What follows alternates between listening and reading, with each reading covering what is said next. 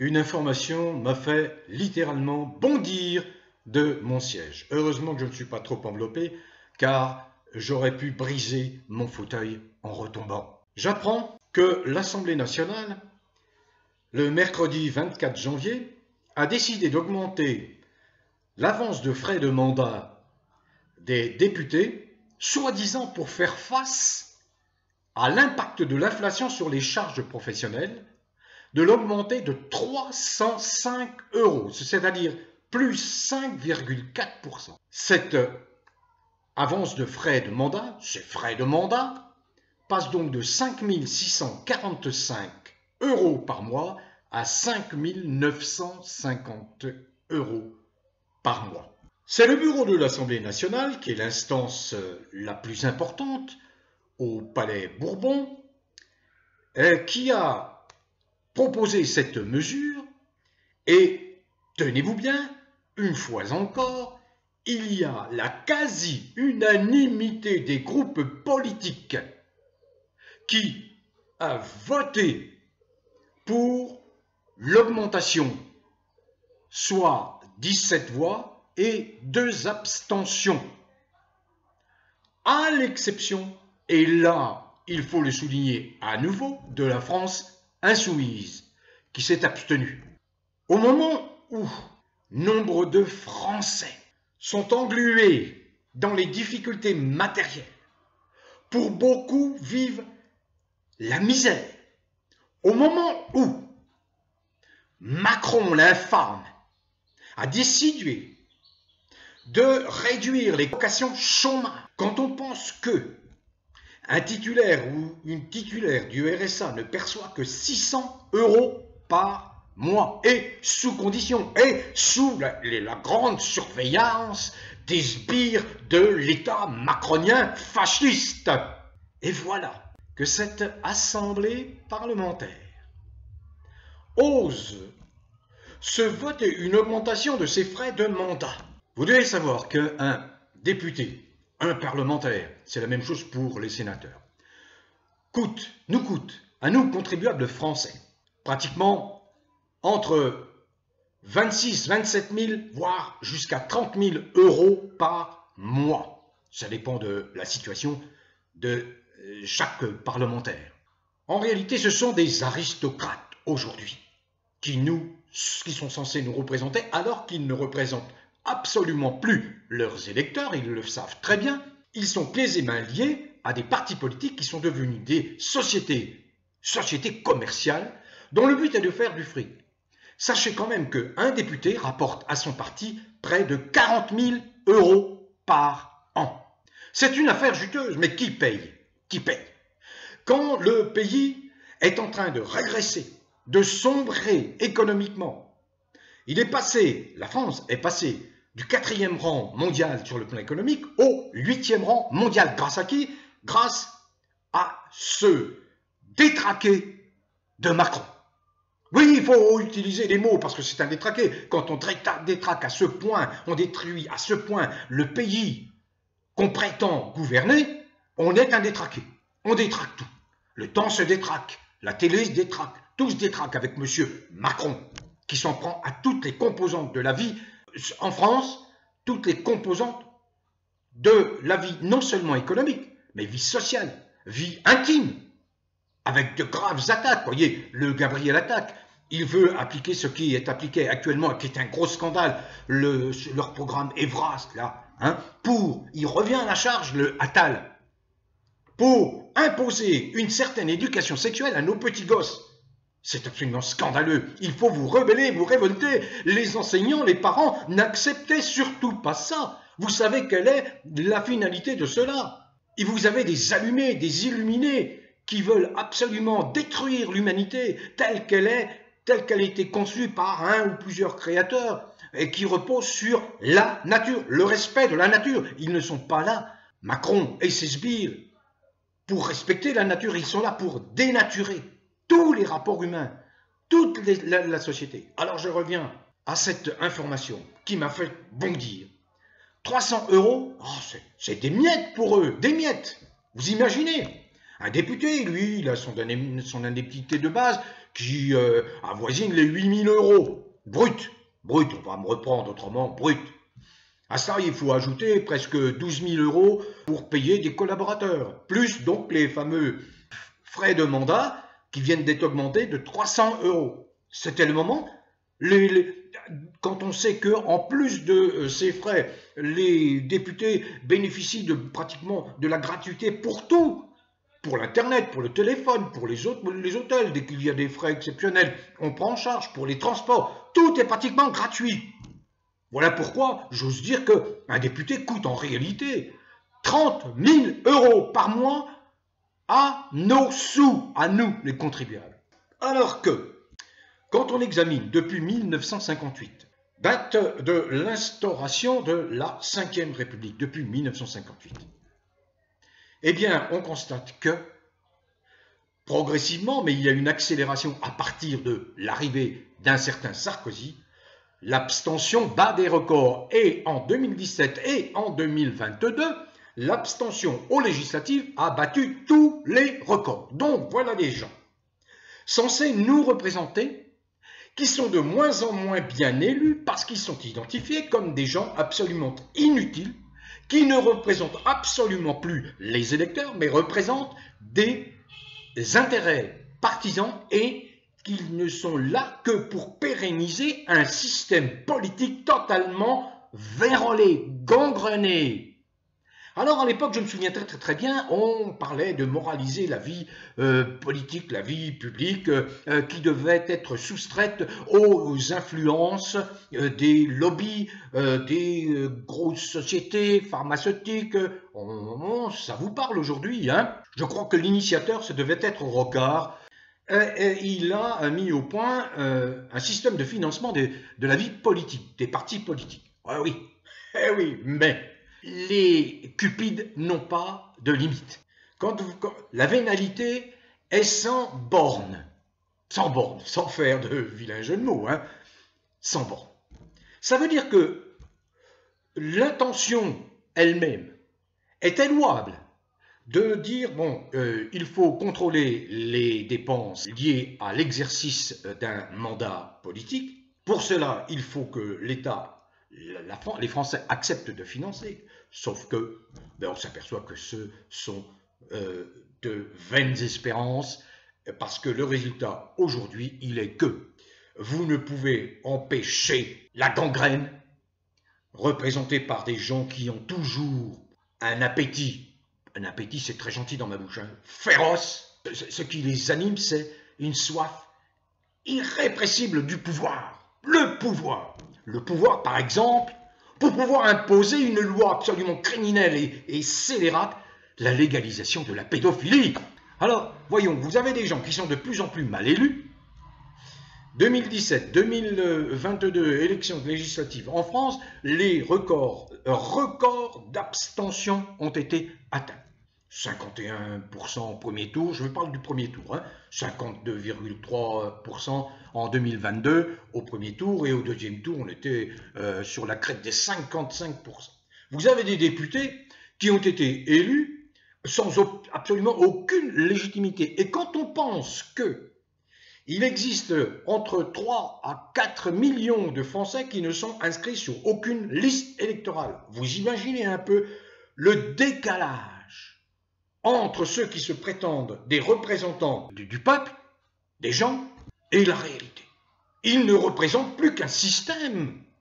Voilà pourquoi on voit arriver au pouvoir des gens qui n'ont absolument pas la dimension, la qualité, le charisme, l'intelligence. C'est le cas de Macron. Il n'a rien d'intelligent.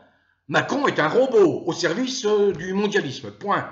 Robot avec des orientations un peu particulières qu'il voudrait imposer à l'ensemble de la population. C'est là aussi il faut bloquer tout cela. Mais le moment arrivera où tout cela sera, j'espère, bloqué. Une fois n'est pas coutume, je vais me référer à ce que j'avais déjà écrit en 2005. Vous voyez, bientôt 20 ans. Il y a 20 ans, j'écrivais ceci, m'appuyant sur les chiffres des contribuables associés, qui dénonçaient déjà à l'époque, en 2005, la dérive des dépenses pour faire fonctionner le Parlement français. Je vais vous mettre le lien de cet article, mais autorisez-moi à en lire quelques extraits. En quelques décennies, les élus nationaux sont devenus une caste qui s'en met plein les poches alors qu'elle exige tous les sacrifices de la part des Français les plus exposés aux difficultés financières, les exclus dans l'emploi, les jeunes, les chercheurs, les retraités, les salariés précaires, les fonctionnaires aux revenus modestes, les artistes, les indépendants, les agriculteurs, les sans-papiers. Même en période de soi-disant disette économique ou de vache maigre, les parlementaires ne songent jamais à se serrer la ceinture. Vous imaginez, vous transposez ce texte de 2005, où je l'ai écrit, à aujourd'hui, 20 ans après. La situation n'a pas changé d'un iota. Elle s'est même aggravée. Tout le monde dans cet État français s'en met plein les fouilles. La présidence de la République, les corps, les hauts fonctionnaires.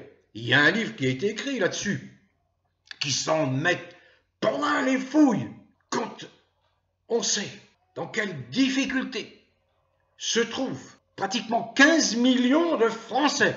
Ce qui fait qu'on peut même aujourd'hui comparer la France à un pays en voie de sous-développement. Il y a des pays qui sont des pays émergents, notamment en Asie, en Afrique, en Amérique du Sud, qui atteignent un niveau de vie plus élevé que la France. Quand on voit que Macron est en train de détruire le système de santé, la sécurité sociale, l'assurance maladie qui commet de grosses erreurs, l'assurance maladie qui se permet de rembourser des gens qui ne devraient pas être remboursés, ceux qui veulent changer d'aspect. Et à côté de ça, vous avez des retraités à qui on refuse des remboursements, sous prétexte que ceci, cela. C'est un scandale absolument innommable. C'est ça la Macronie. Alors comment voulez-vous que ces gens-là, moi qui appelle sur les traces d'Asselineau, parce qu'il est quand même le premier à avoir appelé en 2018 à la destitution de Macron. Ces gens-là, vous le dites souvent dans vos commentaires, on les engraisse. Ils arrivent avec des idées à la frontière de la Révolution, et puis au bout de quelques mois, eh bien, ils s'installent dans des fauteuils absolument douillets, ils prennent goût au luxe, au confort, à la facilité, et ils votent tout ce qui est proposé par Macron, parce qu'en réalité, c'est Macron qui est en train de corrompre tous les députés, tous les parlementaires, et qui ne moufte pas. La preuve, 17 groupes à l'Assemblée nationale, un seul s'est abstenu, n'a pas voulu participer à ce geste scandaleux, et il y a des voix qui s'élèvent, je vois Ruffin et d'autres boyards de la France Insoumise, qui non, c'est scandaleux quand on pense aux difficultés financières que rencontrent des millions de nos compatriotes, c'est absolument scandaleux. Et vous avez la morgue de cette présidente de l'Assemblée nationale, qui m'inspire vraiment du rejet total, quoi. La morgue, mais si, bien sûr, il faut augmenter de 300 €. Mais 300 €, c'est une somme considérable pour les gens qui ne sont que au RSA, qui ne touchent que 600 € par mois, et les nombreux retraités qui ne touchent que 500, 600, 700 € par mois. C'est scandaleux, c'est honteux, vous êtes à vomir, Ouais. Ils ont augmenté leurs indemnités, à l'époque, je disais, en 2005, ils avaient déjà augmenté leurs indemnités de 50% en 10 ans. 50% en 10 ans. Alors à quoi sert, disais-je à l'époque, un parlementaire aujourd'hui? À rien, en réalité. En témoigne, d'ailleurs, c'était vrai sous Sarkozy et c'est vrai sous Macron, l'interminable série de lois ignobles, infectes, votées, le doigt sur la couture du pantalon, par l'ensemble des parlementaires, et pas seulement les parlementaires, les députés qui soutiennent le Macron, y compris les républicains, soi-disant héritiers des gaullistes. Mon œil, vous êtes héritier de rien du tout, vous êtes héritier du fou Sarkozy qui a 3, 4 procès aux fesses. Alors bien sûr, c'est une nouvelle caste de privilégiés, ce sont les députés et les sénateurs. Et malheureusement, beaucoup de Français, et j'espère que cette vidéo modeste et en éclairera quelques-uns, ignorent les privilèges, notamment financiers, de ceux qu'ils élisent. Leur rémunération est exorbitante. J'ai toujours dit, depuis que j'observe la politique en France, que soit on multiplie par 10 le nombre des députés et on change complètement leur fonction, et on leur confie un mandat impératif, c'est-à-dire que ne dépendant pas d'un parti, mais dépendant d'un groupe de gens, de citoyens, directement.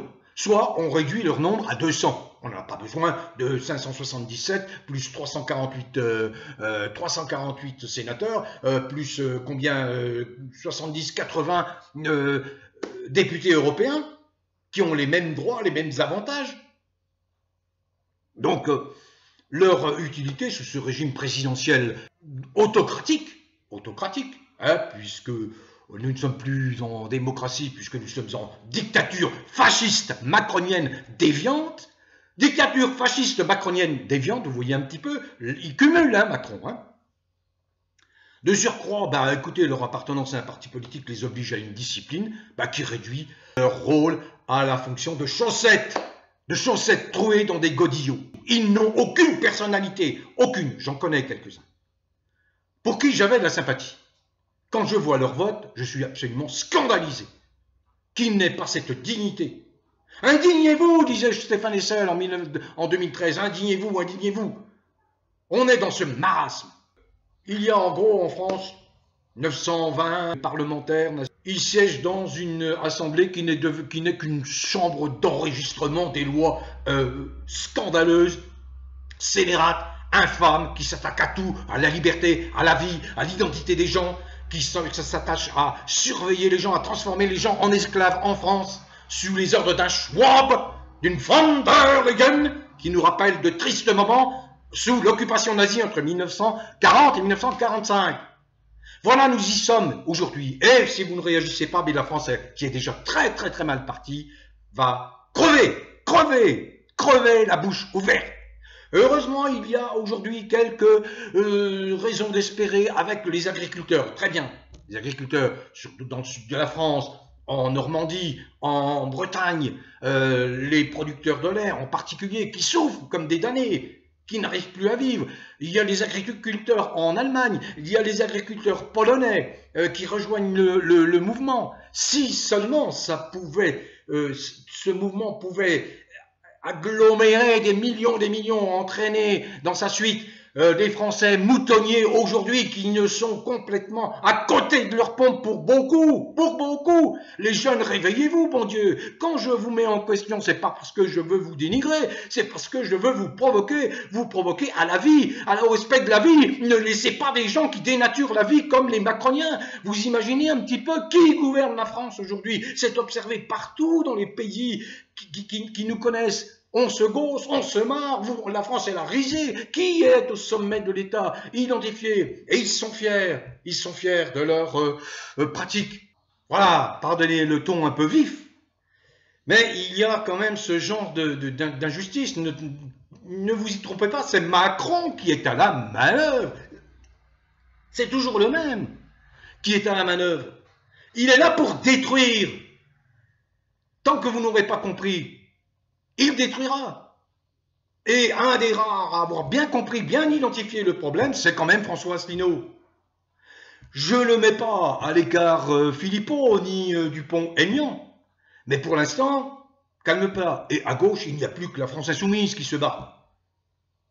Inutile de dénigrer la France Insoumise. Moi-même, je suis très critique par rapport à son soutien en direction de ces fameux gens-là qui sont transhumanistes, qui s'imaginent qu'il ne faut absolument pas respecter la nature. Les plus grands scientifiques, à commencer par Einstein, mais beaucoup d'autres, disent une chose: la science ne serait rien sans l'observation de la nature. Nous ne faisons qu'imiter ce qui existe déjà. Donc ceux qui veulent nous emmener nos enfants dans la catastrophe, les dénaturer, profiter de leur faiblesse, de leur vulnérabilité, devront être punis.